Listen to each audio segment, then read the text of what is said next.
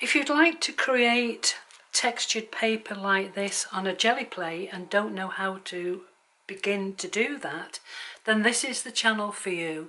So if you'd like to know more about that and you're an absolute beginner or somebody who's done it before and needs a little bit more creative inspiration, then carry on watching and all will be revealed.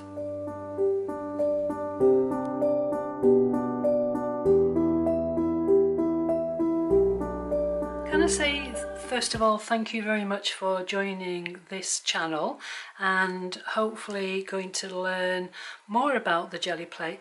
If I can ask you, if you do enjoy watching this series of videos, please like or leave a comment, subscribe and hit that little alarm button so that the next set of videos that I upload you'll get to find out straight away when they go live.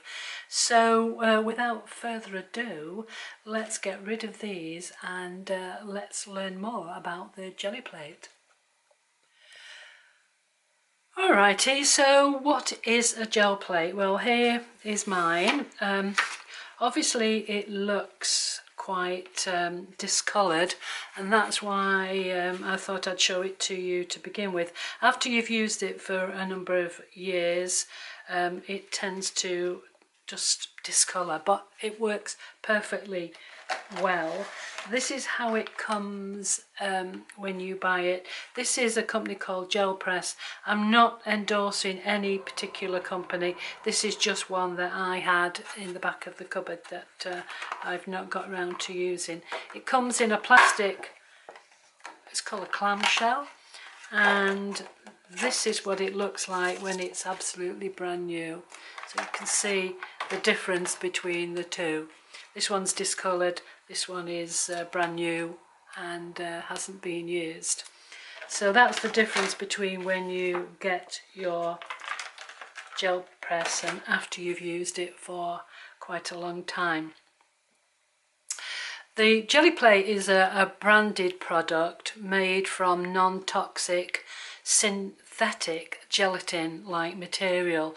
Therefore it is most importantly vegetarian and vegan friendly, cruelty free. So those people who are vegetarians or vegans are a little bit worried because they feel that it might have some kind of animal product in it. It hasn't. The plates are also, very importantly, hyperallergenic and latex free, so people who do have those type of allergies can also use the jelly plate without any worries at all. When I'm storing my gel plate, what I do is I cut a piece of clean white paper. This one I've folded over and I'll put it on top like that. The reason why I do that is when I put it back into the clamshell, and the clamshell, as you can see, is covered with dried paint but nothing on the inside.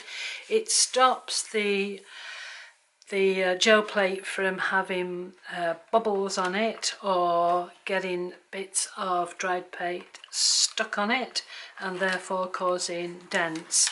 So these two here, which are the ones that I'm going to show you today, just live in the clamshell with a little piece of clean white paper over the top just to keep them nice and safe. Sorry about the light there, folks, but that's the hazard of working in a studio with these lights. So that's the basics of the gel plate. So after you have your gel plate, you need to have something to roll the paint onto the plate with, and these are some of the Brayers that I've got. You can see that they're well used. This was probably the first one I had. I don't even know whether or not that was for using on you know, when I was doing some decorating at home for wallpaper. I'm not too sure, but anyway, I've got a small one, medium size. This is turning into a Goldilocks episode. So again, for those people who like to know sizes, this is about 2.5 inches or 6 centimeters. This one is 10 centimeters or 4 inches, and this one is 15 centimeters and about 6 inches. So those are the Brayers. You don't have to have 3, 4, 6 Brayers. You really just need to have one, and it's how much you want to use your jelly plate and what size you go for. So I won't advise you to buy any specific size, just go for what you feel that is the most easiest to handle brayer, and those are the types of brayers that you can find on the internet or at your local art provider. So the next thing we need to think about is the paint that we're going to use. Watercolour paints don't usually work very well on the jelly plate. You can get around using them, but more often than not they're not too good. So I've got some paints here for you to have a look at. There's different varieties and different price points for them. Let's just move them over a little bit. You can use craft paints, and I have used craft paints on occasion, but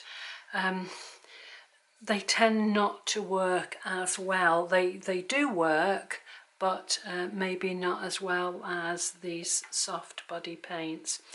So going from different, as I said before, price points, we have these here, which is one that I buy in the UK from a company called Art Studio, and I love this paint. It is very, very good to work with. Second one is by Liquitex. There's Pebeo, Amsterdam, Golden, which is a fabulous, fabulous company and paint to work with. And this one here is Golden, and it's a slow drying acrylic, and I'll get on to these qualities of paint as we carry on through the various different videos that I'm going to upload. So these are just some of the paints, but if you've got paints at home that are acrylics, please start off with them. Don't go out and buy different types of paints to begin with. Okay, so we've got our jelly plate, we've got a brayer, whichever one you decide to use, and we've got some paint. So what are we going to print on? Well, when you're first starting off, I would suggest that you start off with copier paper, because it's quite inexpensive, and believe me, you're going to probably use an awful lot.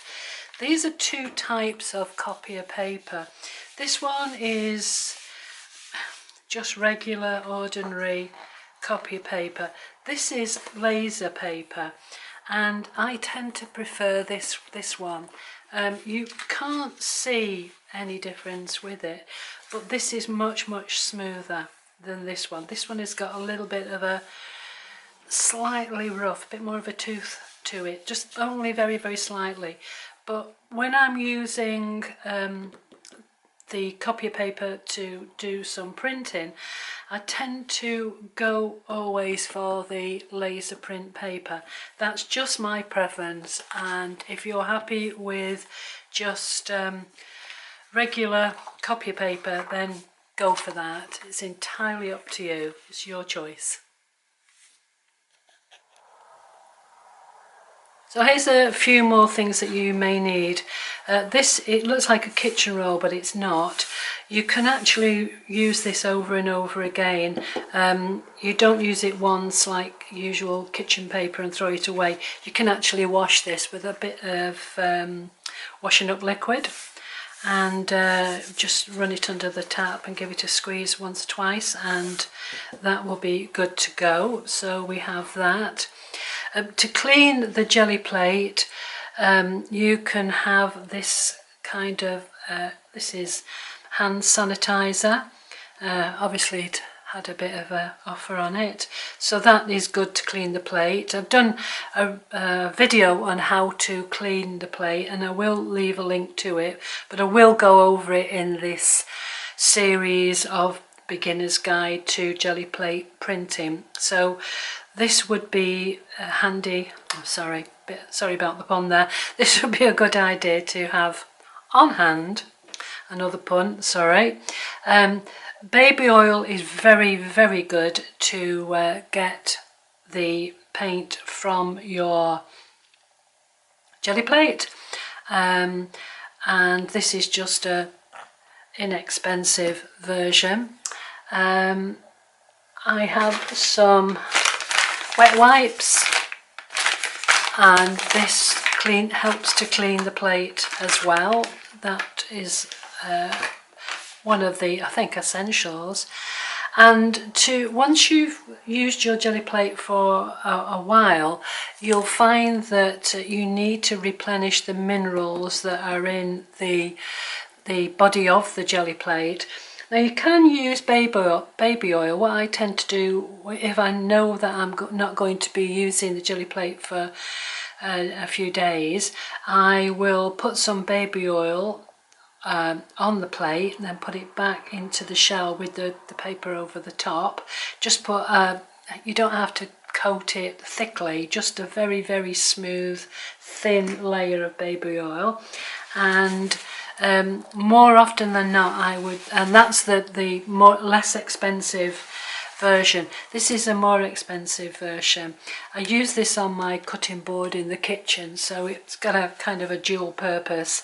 And this is mineral oil, which is what is in the jelly plate. So again, on a regular basis, what I'll do is just put a very, very, very, very thin smearing of the mineral oil onto the jelly plate.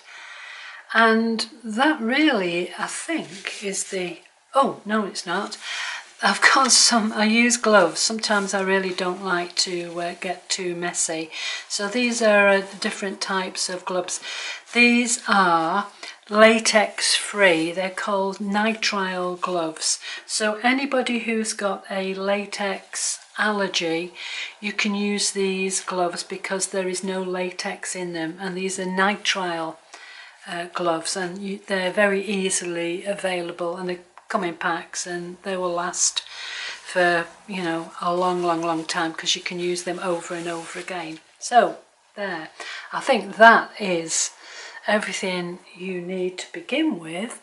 So the next thing that I'm going to show you is how to use the jelly plate with your paint and your brayer, and how to produce a nice smooth plain background so that you can build on that to make your wonderful creative prints. So that will be the next video, and I hope you will watch that. If you've enjoyed this, please subscribe, hit the alarm button so you know exactly when my next video is coming out. If you leave a comment or a like, it really helps the channel to grow and it enables me to do lots more of these videos for you. So with that said, thanks a lot, and I will see you very, very soon. Bye for now. Bye bye.